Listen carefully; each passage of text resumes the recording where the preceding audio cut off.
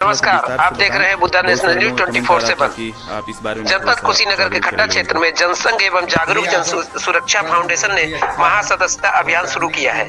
संस्थापक संतोष जायसवाल ने बताया है कि पहले ही दिन हजारों लोगों ने सदस्यता ली और सैकड़ों लोगों ने पद भी लिए। संस्थापक ने लोगों से अपील की कि वे अपने मौलिक अधिकारों और मानवाधिकारों के बारे में जागरूक बने और रिश्वत न दें। संस्था रिश्वत मांगने वालों के खिलाफ मदद करेगी। संस्थापक ने कहा कि एक दूसरे के प्रति द्वेष, ईर्ष्या, जलन और भेदभाव को समाप्त करके एक दूसरे के पूरक बने। नाम से ही ढेर सारी चीजें उसमें क्लियर हो जा रही हैं कि जनसंघ या थोड़ा सा विस्तार से बताएं।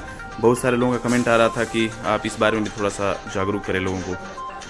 चलिए, आपका प्रश्न बहुत ही अच्छा है और जानने की जरूरत भी है। लगातार मैं कई वर्षों से समय दे रहा हूँ और लगातार मैं सोशल मीडिया सहित जिनसे भी मिलता हूँ जनसंघ एवं जागरूक जन सुरक्षा का बात रखता हूँ और मैं चर्चा करता हूँ।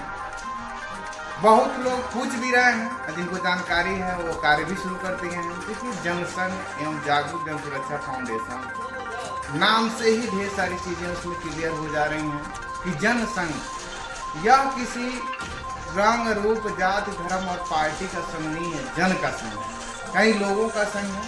जागरूक जन सुरक्षा फाउंडेशन, जागरूक जन सुरक्षा फाउंडेशन यानी जो लोग जागरूक हैं या जागरूक होना चाहते हैं, अपना अस्तित्व दिखाना चाहते हैं, अपना अस्तित्व बचाए रखना चाहते हैं।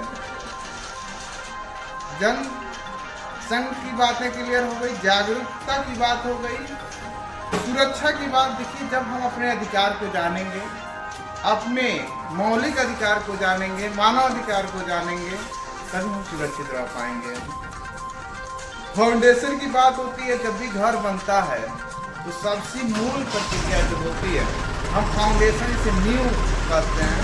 अगर नींव हमारी मजबूत रहेगी तभी हम ऊपर बड़े से बड़े महल बना सकते हैं, कई मंजिला घर बना सकते हैं। तो जनसंघ एवं जागरूक जन सुरक्षा फाउंडेशन का मुख्य उद्देश्य यही है कि लोगों को जागरूक करना, लोगों के हक अधिकार की बात करना, सरकार की योजनाएं जो आती हैं धरातल तक पहुँचाना। दूसरी चीज मैं बता दूं कि आज के डेट में हर कार्यालय के जो बाबू हैं रुपए पैसे का डिमांड करते हैं और शायद लेते भी हैं। मैं इसकी पुष्टि नहीं करता।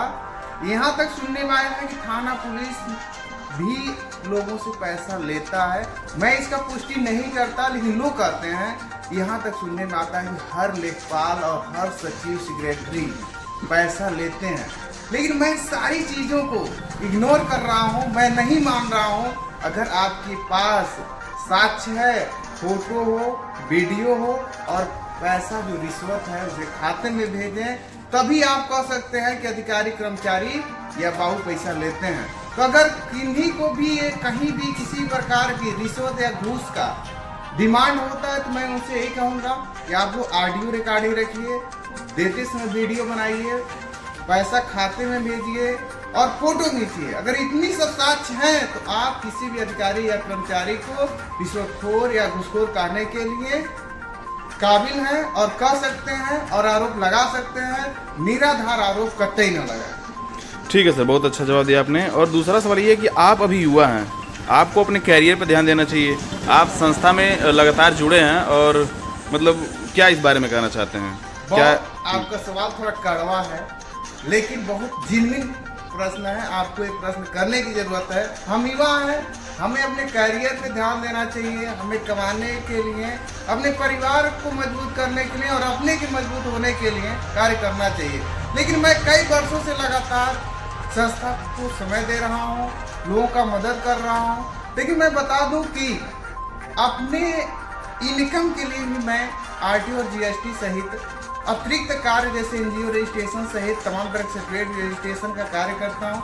अपने इनकम के 40% मैं संस्था पे खर्च करता हूँ और अपने जो पूरे समय होते हैं उसके 40% समय ही देता हूँ।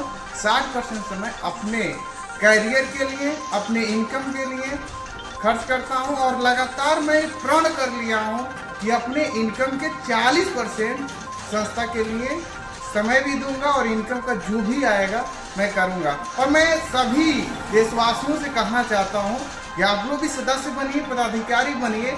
अपने इनकम के 10% नहीं 5% भी देते हैं, अपने जो समय है उसका 5% भी देते हैं, तो मैं ये आश्वस्त करना चाहता हूँ कि आप लोगों को नेताओं के चक्कर नहीं काटना पड़ेगा, आप लोगों को कार्यालयों का चक्कर नहीं काटना पड़ेगा, किसी को रिश्वत देने की जरूरत नहीं पड़ेगी। आपका निःशुल्क हर जगह कार्य होगा, कहीं भेदभाव नहीं किया जाएगा, नहीं कहीं रिश्वत दिया जाएगा। लेकिन आपको अपने अधिकार को जानने की जरूरत है, मानवाधिकार को जानने की जरूरत है, अपने संविधान को जानने की जरूरत है। अगर आप चाहते हैं कि अपना अस्तित्व बचाए रखें, अपने हक अधिकार की लड़ाई लड़ें, तो संघीय शक्ति कल जुगे। सत्यमेव जयते। संगठन में शक्ति है, अकेले चना भाड़ नहीं फोड़ता। इस तरह से हम बटेंगे तो कटेंगे, हम लोग जुड़ेंगे, मजबूत बनेंगे, एक रहेंगे, नेक रहेंगे। जय हिंद। ठीक है सर, बहुत बहुत धन्यवाद। चलिए मिलते हैं अगले एपिसोड में।